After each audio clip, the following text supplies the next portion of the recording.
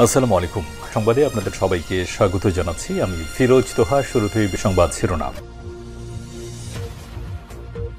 বাংলাদেশের সর্বশেষ গুরুত্বপূর্ণ আপডেট সংবাদে আপনাকে স্বাগত। শুরুতেই সংবাদ শিরোনাম, পরে বিস্তারিত। প্রথমে জানাবো আমাদের হাতে থাকা সর্বশেষ গুরুত্বপূর্ণ সবথেকে তাজা আপডেট সংবাদ। রাজধানীর হাজারীবাগে আওয়ামী লীগের ঝটিকা মিছিল, গ্রেপ্তার 11। রাজধানীর হাজারীবাগের থানাধীন বেড়িবাঁধ এলাকায় ঝটিকা মিছিল করেছে ঢাকা মহানগর দক্ষিণ আওয়ামী লীগ। বৃহস্পতিবার 18 সেপ্টেম্বর ওয়ার্ডের ময়লা ডিপোর সামনে হঠাৎ করেই আওয়ামী লীগের ব্যানারে বিক্ষোভ মিছিল শুরু হয়। তারা বিক্ষোভ মিছিলে বলেন, শেখ হাসিনা আসবে, বাংলাদেশ আসবে। এরপরই 11 জনকে গ্রেপ্তার করা হয়েছে। এরপর জানাবো কুমিল্লায় মাইকে ঘোষণা দিয়ে 4 মাজারে আগুন। কুমিল্লায় সামাজিক যোগাযোগ মাধ্যমে ধর্ম নিয়ে কটূক্তির অভিযোগে মাইকে ঘোষণা দিয়ে 4টি মাজারে হামলা ও ভাঙচুরের পর আগুন দিয়েছে স্থানীয় লোকজন। এদিকে চাকসু নির্বাচনে প্যানেল ঘোষণা করল ছাত্রদল। চট্টগ্রাম বিশ্ববিদ্যালয় কেন্দ্রীয় ছাত্র সংসদ চাকসু নির্বাচনে জাতীয়তাবাদী ছাত্রদল প্যানেল ঘোষণা করেছে। আজ বিশ্ববিদ্যালয়ের বুদ্ধিজীবী চত্বরে নির্বাচনের প্যানেল ঘোষণা করেন ছাত্রদলের কেন্দ্রীয় সেক্রেটারি নাসির উদ্দিন নাসির।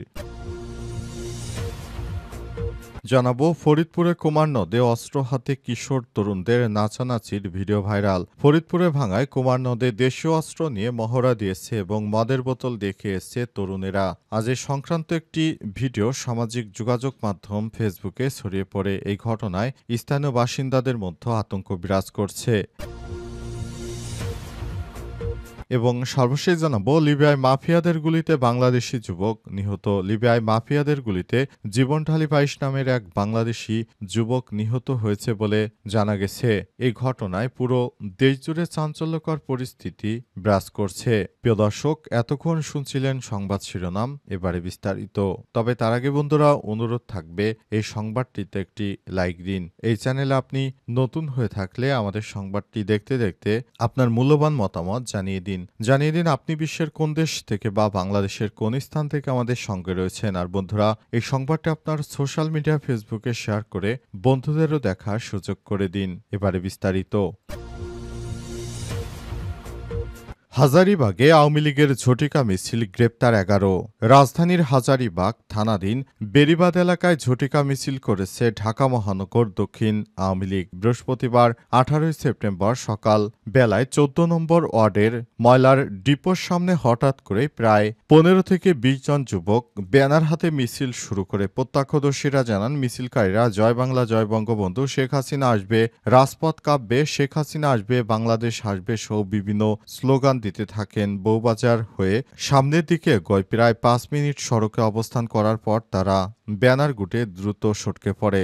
ঘটনার কিছুক্ষণ পর পুলিশ ঘটনাস্থলে পৌঁছে অভিযান চালায় এবং 11 জনকে আটক করে। গ্রেপ্তারকৃতরা হলেন জিহাদ 24, দীপুখা 28, ইরান 19, হৃদয় হোসেন 18, মোস্তাফিজুর রহমান 26, সাব্বির হোসেন 18, বিল্লাল হোসেন 19, মিলন মৃধা 23, নুরুল ইসলাম 56, আমির হোসেন 18 এবং বাদশা মিয়া 15।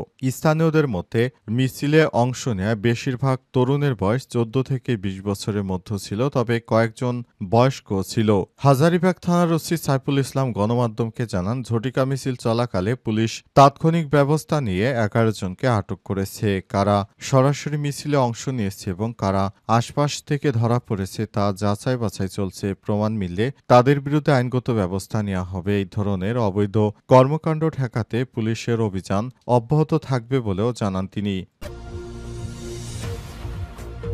কুমিল্লায় মাইকে ঘোষণা দিয়ে 4 মাজারে আগুন। কুমিল্লায় সামাজিক যোগাযোগ মাধ্যমে ধর্ম নিয়ে কটূক্তির অভিযোগে মাইকে ঘোষণা দিয়ে 4টি মাজারে হামলা ভাঙচুরের পর আগুন দিয়েছে স্থানীয় লোকজন। বৃহস্পতিবার 18 সেপ্টেম্বর সকাল 9:30টার দিকে জেলার হোমনা উপজেলার আসাদপুর ইউনিয়নের আসাদপুর গ্রামে এই ঘটনা ঘটে। খবর পেয়ে পুলিশ ও সেনাবাহিনীর সদস্যরা ঘটনাস্থলে গিয়ে পরিস্থিতি নিয়ন্ত্রণে আনেন। বিকেলে কুমিল্লা পুলিশ সুপার নাজির আহমেদ খান জানান, এই ঘটনায় উস্কানি এবং ইন্ধন নির্যাতনদাতাদের আইনের আওতায় আনা হবে। পুলিশ ও স্থানীয় সূত্র থেকে জানা গেছে, বেমজা মহসিন নামের একটি ফেসবুক আইডি থেকে গত বুধবার সকাল 10:52 এক যুবক ধর্ম নিয়ে আপত্তিকর পোস্ট দেয়। এই ঘটনায় স্থানীয় জনতা থানার সামনে জড়ো হয়ে মহসিনের দৃষ্টান্তমূলক শাস্তির দাবিতে বিক্ষোভ করেন। পরে সেনাবাহিনী ও পুলিশ বিক্ষুব্ধ জনতাকে শান্ত করেন। দুপুরে ওই যুবককে গ্রেপ্তার করা হয়। ঘটনায় ওই দিন সন্ধ্যায় বাংলাদেশ ইসলামী যুব সেনা হোমনা উপজেলা শাখার সাংগঠনিক সম্পাদক মোহাম্মদ আরিফুল ইসলাম বাদী হয়ে যুবকের বিরুদ্ধে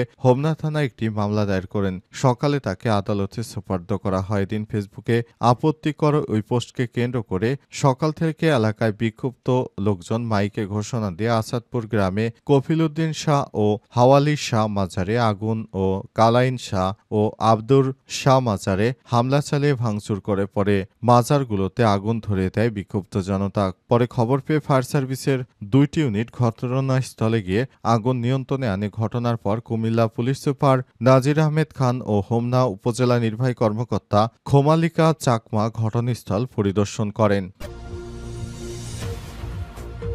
চাকসু নির্বাচনে প্যানেল ঘোষণা ছাত্রদলের। চট্টগ্রাম বিশ্ববিদ্যালয় কেন্দ্রীয় ছাত্র সংসদ চাকসু নির্বাচনে জাতীয়তাবাদী ছাত্রদল প্যানেল ঘোষণা করেছে। আজ দুপুরে বিশ্ববিদ্যালয় বুদ্ধিজীবী চত্বরে নির্বাচন প্যানেলের ঘোষণা করেন ছাত্রদলের কেন্দ্রীয় সেক্রেটারি নাসির উদ্দিন নাসির। সংগঠনটির ভিপি পদে চট্টগ্রাম বিশ্ববিদ্যালয় ছাত্র সংগঠনের সাংগঠনিক সম্পাদক সাজ্জাদ হোসেন হৃদয় জিএস পদে, শাফাত হোসেন এজিএস পদে আইয়ুবুর রহমান তৌফিক মনোনয়ন নিয়েছেন। এছাড়াও ক্রীড়া ও খেলাধুলা বিষয়ক সম্পাদক হিসেবে আজহারুল ইসলাম বিপ্লবকে মনোনয়ন দিয়েছে।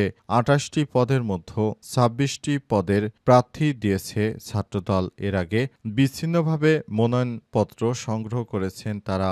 আজ মনোনয়নপত্র জমাদানের শেষ সময়। উল্লেখ্য, চট্টগ্রাম বিশ্ববিদ্যালয় কেন্দ্রীয় ছাত্র সংসদ চাকসু নির্বাচন আগামী ১২ই অক্টোবর অনুষ্ঠিত হবে।